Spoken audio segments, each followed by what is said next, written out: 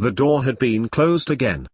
People knew, now, that Cecilia and Remus were not receiving visitors at this time. Their days since Remus had arrived with Sirius, never expecting, in his heart, for Cecilia to be there, and Cecilia never to see Remus again, were slowly fading. Life was returning to normality. But what was normality? Here, in this life, they had barely spent a year in each other's company. The battle in the grounds of Hogwarts had taken place barely 3 months ago. Little over a year ago, Cecilia had not even received the letter asking her to go to 12, Grimmauld Place. That was here. There, it had been 12 years. Even now, Cecilia wished she could take up Snape's offer. To have a spotless mind would mean an extraordinary burden would be removed from her thoughts. Sitting in the striped fabric, wooden-framed sofa in the cottage's living room, she looked down at Mysterious Mythology, which had lay on the coffee table in the same position as that had left it the day she had returned on her own there. The afternoon's light irradiated the cover, making it glow emerald green, its embissing glowing like a strip of fire around the cover. Grimelda and her shoe stood out, with the heroine being able to change time so that midnight was delayed. All this time, and it was only now, with the benefit of hindsight, was Cecilia able to see all that the going had done. All this time in her company, annoying her, beguiling her, teasing, and only now, at the end, its beauty was revealed. Remus, a hammer in one hand and nails in the other, sat down next to her. He could have done the repairs by magic, Cecilia had reminded him. But, he had explained, it felt good to do some by hand. He noticed her looking at Mysterious Mythology as he poured himself some tea.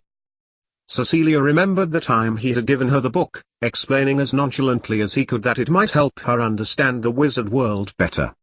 It had helped her. But, by her reckoning, not even wizards could understand the wizard world. "It will all be okay," Remus said, taking her hand. "I know it will," she replied. He placed her hand on her stomach and held it there, lightly, and rubbed her fingers, smiling. "He will be a beautiful boy, spirited, but quiet, thoughtful, exploratory. Liking the outdoors." "He will be yours and mine," Remus replied. "Unless we have a girl." Then, he let go of her hand and, next to Mysterious Mythology, placed a tin-plated box. On its lid the word SALT had been stenciled in white. "This was for my grandmother. She was a mole. My granddad made it for her. I wish I'd have known him." Cecilia smiled. Aloysius Lupin ... Lindveld Halen. And here he was again, hiding clues in plain sight.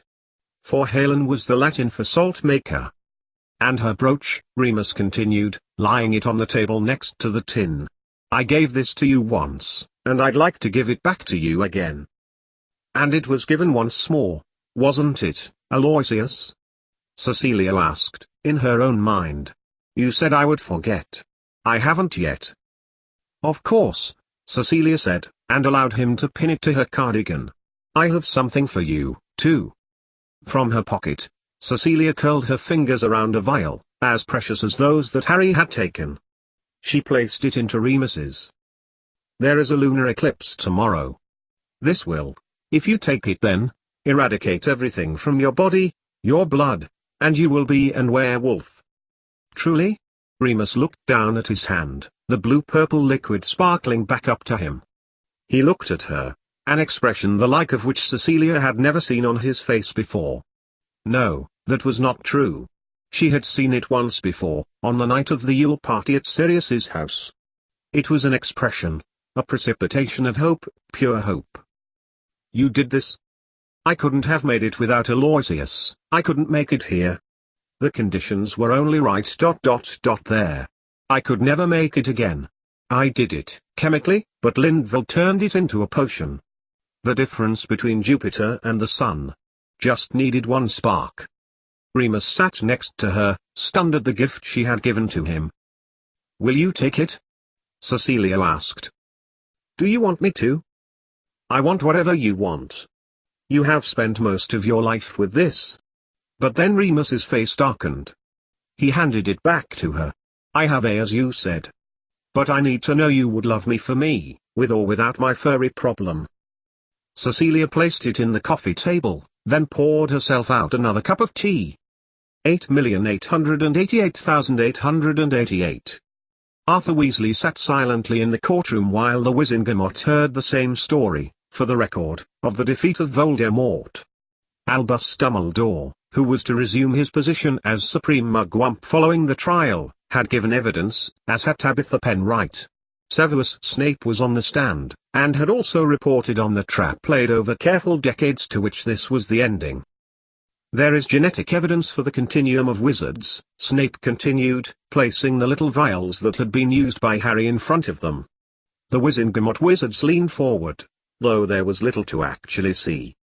That changes in the environment can augment, add to, magical ability.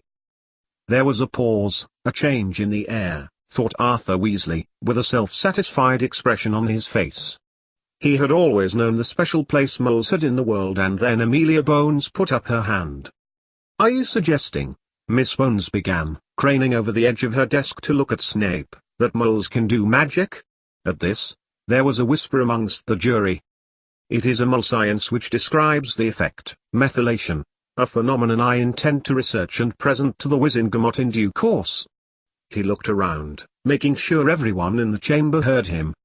"If a mole finds himself in a magical environment for some time, he may die, which is unfortunate. But he may also gain magic, albeit temporarily. I have reason to suspect that wizards in the past isolated themselves to protect moles. Like we do now. In fact," he added, "with this understanding, I may even go as far as to suggest that there could be educational integration, if handled well, in the future, to further understanding and cooperation." "In that case," Pierre Bonacourt, outgoing Mugwump, declared, "I know of no one better to handle it than you, Severus Snape." 88,888,888. Cecilia did not wait up. She did stir a little when a black dog nosed its way into the kitchen and became the elder black sibling, who then went on to carry in the bruised and bloody body of his friend into the living room. On hearing a noise, Cecilia pulled on her dressing gown and trod carefully down the stairs. A crack of a wizard disapparating made Cecilia jump, but she could not discern who it was. Her eyes looked at the coffee table. Between the salt tin and mysterious mythology was where she had put the vial of potion. But it was not there now. A wave of contentment flooded Cecilia and, leaving Remus by the fire to sleep, she climbed the stairs back to bed. On repeating her treading downstairs, she was surprised to see the bruised and battered form of Remus sitting on the settee drinking tea and eating hot buttered toast. He beamed at Cecilia as she got to the bottom step. Getting up in haste and spilling the tea, which Cecilia almost made to clear up using magic, he bounded over to her and took her in his arms. Then, kissing her firmly on the mouth, he dropped to one knee. "Cecilia, I'm asking you to marry me," he said, his words firm and, yes, full of hope. Cecilia slid to one knee too. "You already did that, and I said yes," Cecilia explained. Perhaps the potion had affected his mind. But Remus was shaking it, smiling, his sandy moustache curling up at both ends. "I mean today." "Marry you today?" asked Cecilia, incredulously. "You cured me, you and my grandfather. And I want today to be the first day of the rest of our lives." Cecilia felt her face drop. "We can go to the stones, the ones by Keswick." He fumbled in his pocket and produced a plain gold band. "It's Bessie's wedding ring." He held it out, expectantly. "We could go there before lunch, Sirius could preside. I am sure we have enough time to get a few people together. Molly could knock up something. She'd like that. Now she isn't catering for the order anymore." "Yes," nodded Cecilia, pulling him to her.